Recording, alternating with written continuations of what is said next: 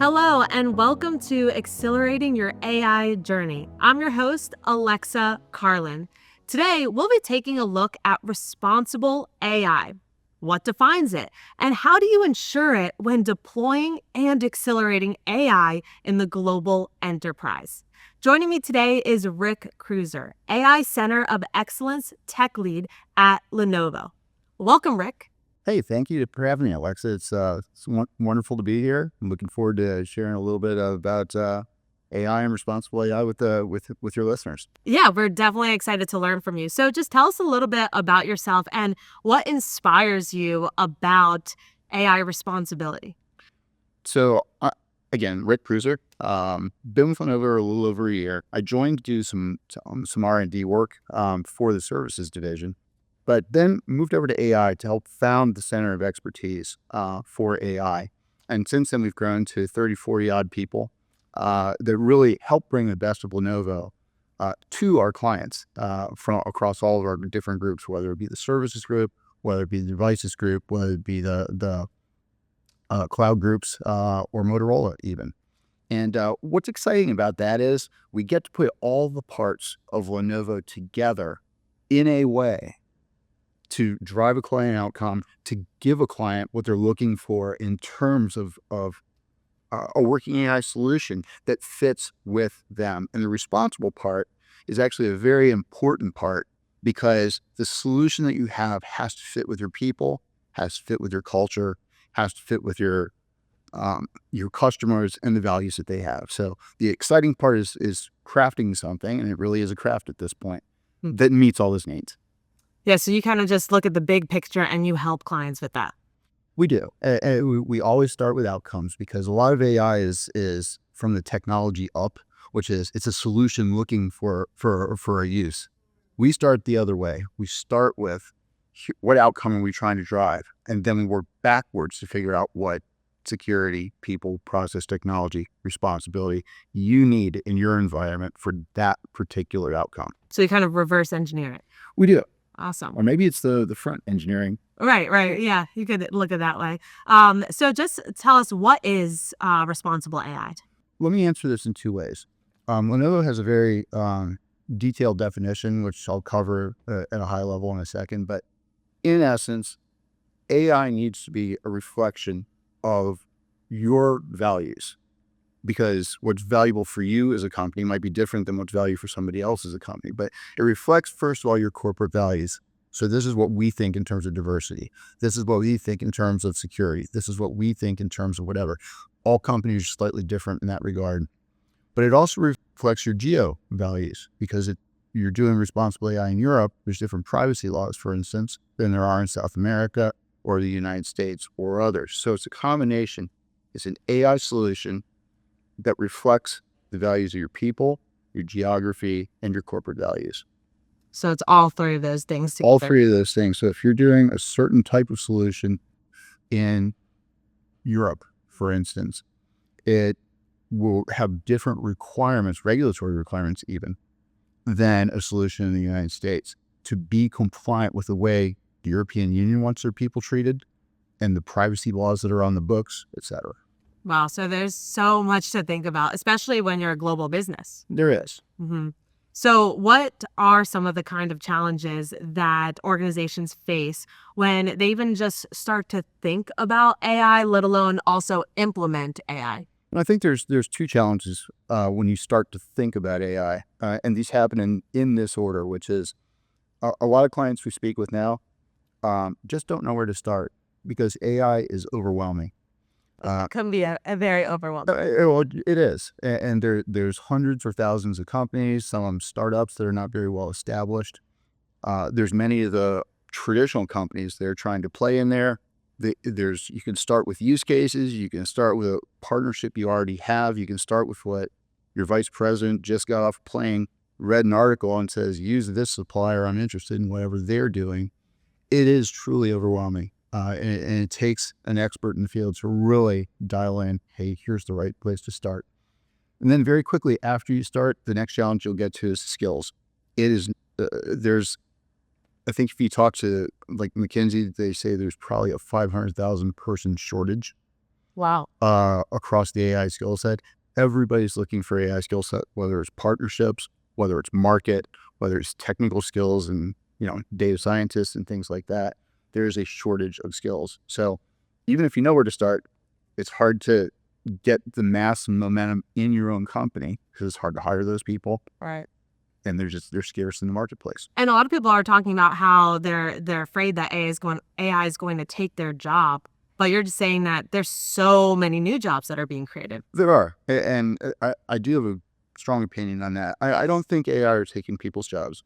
I think AI are helping people compete in their jobs. So I think when you look at it, people that don't use AI in their jobs could be replaced by people that use AI in their jobs. So it's not we're getting rid of a job, it's we're upskilling it to be more productive with AI. Responsible AI, of course. Right. That makes a lot of sense. So it's about making sure that you are being educated around how you can implement AI in your job, let alone your organization. Yeah, and that's what part of what Lenovo does is we help people figure out that journey because you can do individual productivity, work productivity, corporate productivity, or you can reinvent how you compete. You can address it on many different levels. So again, we go back to what outcome are we looking for, and then we can make the journey get you to that mark in a way that makes sense. So that is how Lenovo AI Center of Excellence is helping organizations. That is exactly what we do. Okay. We start out with a client. We understand where they are. We use the expression, we meet you where you are, because everybody has different aspirations, budgets, timeframes, outcomes, starting points, partnerships, people skills. The list goes on and on and on. And you really have to assess it as a whole to say, okay, this is how this journey can work. And within the Center of Expertise, our job is to not only understand the customer side of it, but it's to understand what pieces from Lenovo or Lenovo's ecosystem or even in the marketplace can we bring to bear on that problem to get the right solution. That's our job in the Center of Expertise. So it's definitely very helpful for a lot of these organizations trying to deploy and implement AI. Yep. So can you share some examples of use cases that you've personally seen? Sure. So I can tell you a quick story. There's one use case that we're working on. It's not completely implemented, but it's a knowledge management use case. This is a very common use case in the market today, which is an organization has all these documents and they don't know what they are, or they've got conflicting versions of documents, or multiple contracts, or things that were written, 10 years ago that it's in a filing cabinet somewhere. And Was a filing cabinet. the filing cabinet. So in this case, the people we're working with is a European bank, and they're having problems answering questions to regulators. So the regulator knocks on the door and says, hey, we'd like to understand your stance on issue X, whatever it is. Well, the bank can't find the documents. They're giving subpar answers, and they continue to get fined by the European Union. Wow. And eventually corporate risk said, guys, this is not the way we want to go forward. It's hurting our reputation. It's hurting us financially. Go find a solution. So we architected a solution which takes the documents. I won't bore you with the technicalities, but takes the documents, brings them and cleans them. And then you use an AI interface like ChatGPT to ask it questions. And it gives you the answer and says, this is the answer you should give the regulator. This is how risky that answer is because maybe the technology feels good about it, maybe it doesn't. And it cites all the sources, which is these are all the documents, I being the solution, used to build that answer. And so now you have better answers to regulators, much less time with people doing manual research, et cetera. That's one use case, which is loosely spoken a knowledge management use case. We see other hotspots in chatbots, in code generation, whether it's making new code, critiquing the code, documenting the code, or maintaining the code. Yeah, very cool. So why is it important that organizations deploy and scale AI responsibly? Wow. So there's the money question, literally. When you think about responsible AI is designed to minimize the negative consequences associated with deploying AI. And the negative consequences can take a lot of forms. if you deploy a bad solution and it causes harm, the harm could be to an individual, whether it's a customer that was offended or got a bad answer or took action on something the AI did that was inappropriate. It could be employee harm, in which case the AI and the people that are developing and using the AI weren't built together. And so employee satisfaction can go down, which will either can cause lawsuits or people leaving and turnover, neither of which are exciting for companies. And you can also cause harm to the public, where either brand reputation or regulators, you run afoul of them, and that can have all kinds of consequences. You could end up with a lawsuit, which would cost you hundreds, thousands, of millions of dollars. And it's not even something you really think about right away. You're just thinking about, wow, this innovation is amazing. This is going to help us be more productive and efficient. But if you don't really do it the right way from the get-go, it can cause a lot of problems. Well, it is. I mean, let's say we're troubleshooting one of our PCs, and the customer, let's say just for instance, let's say we hooked up a chatbot, and the chatbot recommended that the customer troubleshoot the PC, do steps 1, 2, 3, and 4, but it omitted the step to unplug the machine. What if that person electrocuted themselves? Do there have to be checks and balances on the AI solutions to make sure that they're a quality solution, they're providing the right responses? And at this point, as Lenovo, for most of our solutions, we keep a human in the loop to make sure that there are somebody making sure that the solution is doing what it's supposed to do and fulfilling its purpose without undue harm. I think that's really important to remember, is that AI is like an assistant to help us be more productive, more efficient, but there's still the human, factor that needs to come into it. Absolutely. Mhm. It's essential today. Now, I'm not saying in the future we won't have certain or many applications that are not human in the loop in some way. Mhm. But for now, I think that's our reality today.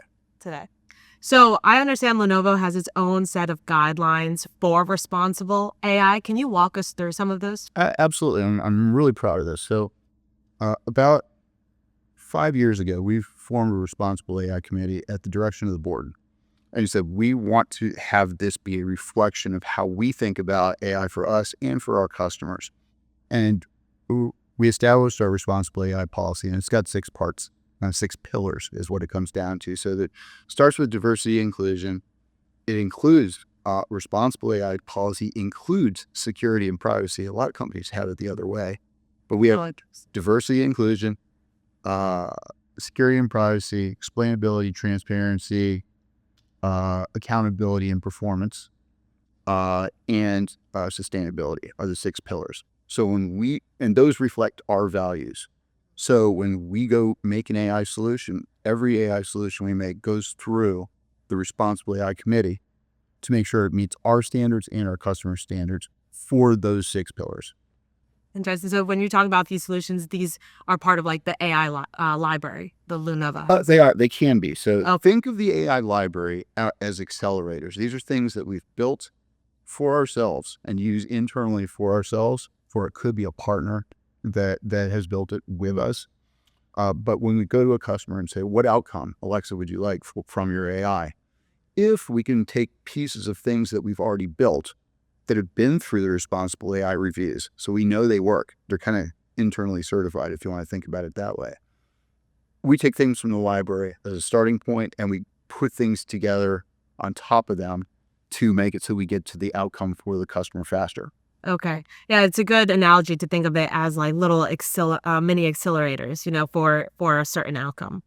We do that, and we have identified, I don't know, at this point, 12 or 14 spots where we think that we can bring value to a client more quickly than our competitors or potentially other firms. So you talk about these different solutions you've created. So within that, when a customer comes to you and to Lenovo, how do you help them scale responsibly? How do we help them scale responsible? So that's interesting. I'll answer from the responsible angle first, because I think it's important. When I think about the things that are necessary to scale AI responsibly, I think of 3 things. The first and most important starting point is your responsible AI policy. It has to be a reflection of how the company thinks about AI. you get into a lot of cases where if a company does not have a bought into responsible AI policy, you end up with different flavors and different interpretations all over the place, which doesn't scale. You'll end up with millions of one-offs and little things going on without any binding thing that says this is what we are and how we do it. So I think about responsible AI, then the policy itself. Then I think about a governance layer, which is how do you, like the responsible AI committee at Lenovo sits in the governance layer, which is we review the solutions this way, we make sure they adhere to these standards. An analogy would be like Congress makes laws, the judicial system interprets them. And then the third one, I'd say, sits under the governance layer. It's really an operating system that allows you to do things at scale. And I'll give you a perfect example. If you extend the judicial analogy, if you have Congress making the laws and you have the judicial system interpreting them and saying this is how they present themselves to the world, then you have people like us that walk around every day saying, okay, how do I structure my life to stay within those laws and guidelines, but do my best job I possibly can? Same analogy applies for corporations. So I'll give you a perfect example. In order to scale chatbots, we have a system called Cake AI, which is basically a library of common components you would use for a chatbot that address accessibility specifically. The right color schemes to be WACA compliant, the right size fonts and different fonts so that people in any jurisdiction, whether it's Europe or the United States, have access to it for accessibility. And we use that for everybody. So instead of 14 chatbots across Lenovo, all trying their best to make their own standards, we have common libraries. So we make that once and we reuse it over and over and over. That's an example of how we scale. That helps you scale to multiple, organizations also. The library does, the component libraries do, and we can apply those to clients as well. So you help organizations implement responsible AI. Now, how do you help them stay responsible? So that is actually part of the work that we do as we implement solutions is we have to think about a solution in operation, because an AI solution in the field, kind of being generic here, results don't stay static for some of the solutions, especially in generative AI. When you feed it information, it will learn from it and give you different answers. It's incumbent upon the people making the solution and running the solution to have the appropriate controls. So we see human controls where humans inspect things and say, that was an appropriate answer, that wasn't an appropriate answer, this isn't working well, this is working well. That's a requirement for a lot of the standards bodies like ISO and NIST for you to be certified, is you actually have that human control. There are also mechanical controls you can keep in place. You can build in guardrails to keep people from putting in inappropriate things or getting out inappropriate things. You can have reference models that you can compare to what's actually out there in the field. And as soon as it begins to drift or demonstrate some bias, it can trigger an automatic refresh of it so that you can go back to square one and not get the inappropriate answer. So there's mechanical ways to do things and human ways to do things. And the trick is understanding your risk tolerance and picking the right sets of things to implement for any particular solution. Right, which is very important because based on the users that are inputting information, it could change. You will have models that evolve over time to give you answers. And so one of the things that we do in most cases is we'll come up with a set of reference questions, which are, here are 20 questions, and you can do this at scale mechanically, but here are 20 questions that we want to answer the exact same way every time. And you run that periodically, whether it's hourly, daily, whatever, against the model. And if you get a different answer, it's time to change. So does Lenovo help organizations create those guidelines? Yes, absolutely. So it's one of the things that we offer as our services as part of the advisory is we will go in and cover responsible people, technology, and process, cover all those areas to make sure that the sum total of your people plus your technology plus your responsible guidelines plus the jobs that people do every day, the process work that they do, all fit to deliver that result. So if I'm an organization watching this or listening to this and I yes, all that sounds great. what would you say is an action step I should take before I contact Lenovo? Before you contact Lenovo, and we can actually help with this step too, but probably the biggest thing that we see is customers come to us and they've not gotten alignment internally on what they're trying to do. So you may get somebody that comes in and says, I have a use case, but that's not really what they're trying to do. What they're trying to do is get some outcome, and they think that use case is going to get there. One of the phenomena that was really interesting about AI is it came on so fast that nobody really budgeted for it or thought about it as a concept that the company itself had to deal with. It presented itself as a whole bunch of distinct projects that just popped up.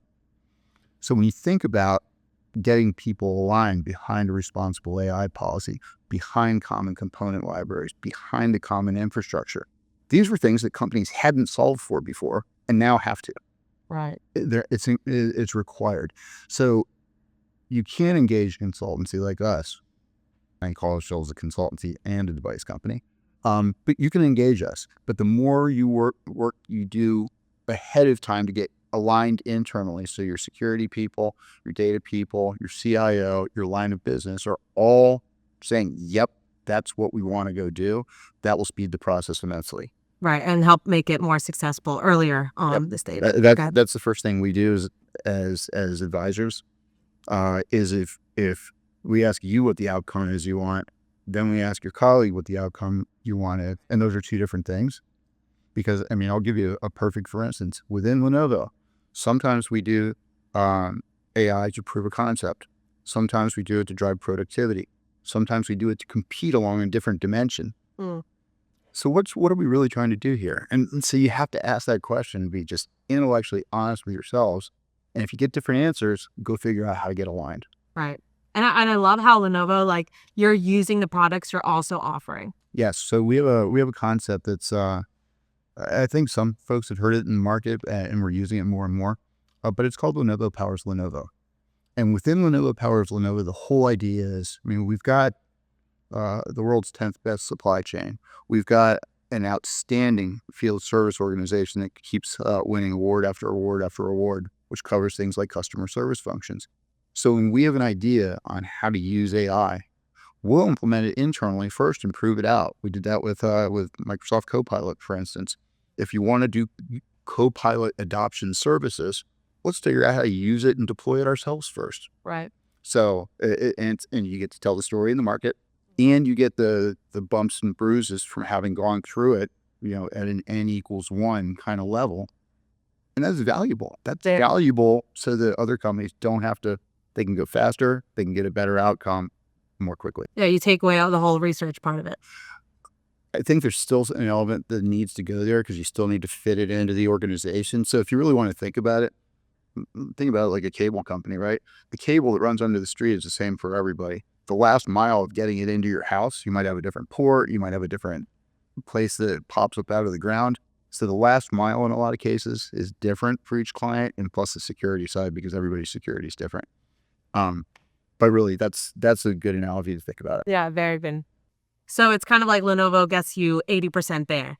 Lenovo will get you 100% there, but the componentry in the library can accelerate you to 60, 70, 80%, we hope. And as the library complete, you're probably going to have use cases that don't have something in the library today, so we would look to either a partner to accelerate it, or we would build it with you. Partner with you to figure out how what unique value prop we want to bring for that. Which is really great because you have the foundation of the use case of the solution built, and then every, you said this in the beginning of the interview, like every organization needs something different based on what, they do, what their people are, focused on. Yep. And so you've customized the solution to that need and outcome. That's exactly right. So we understand that every client has different aspirations and needs. They start at a different place, but you can take a common component, if you want to think about it that way. You can maybe you change the data that's coming in slightly to be something different. Maybe you change the output formats and the queries that you answer on the back end to be something different. Maybe you change the weights and biases in the model itself so that it gives a different tone or type of answer. But those are all things that it's almost akin to a car, right? The chassis and the wiring is going to be pretty close to the same for everything. But what entertainment package did you get? What, where are you going to take it? Do you need a gas guzzler, or do you want an EV that goes short range? So there's a few really distinct choices you can make to customize your model, especially related to security, because everybody's security is different. Security for a bank is going to be different than security for a startup, which is going to be different from the government. It's just different things to consider. I love all your analogies, by the way. So one final question for you. What does smarter AI for all mean to you?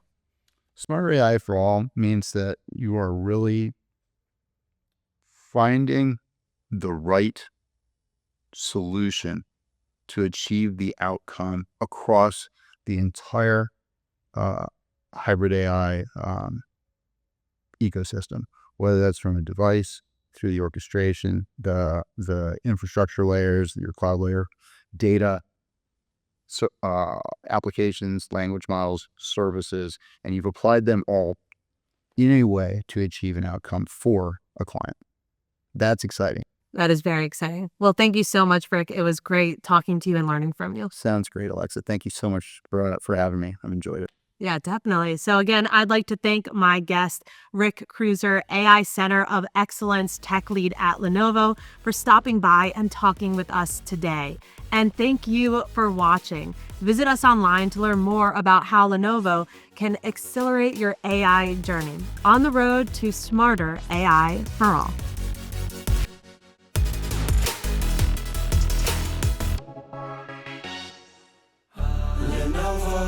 Lenovo.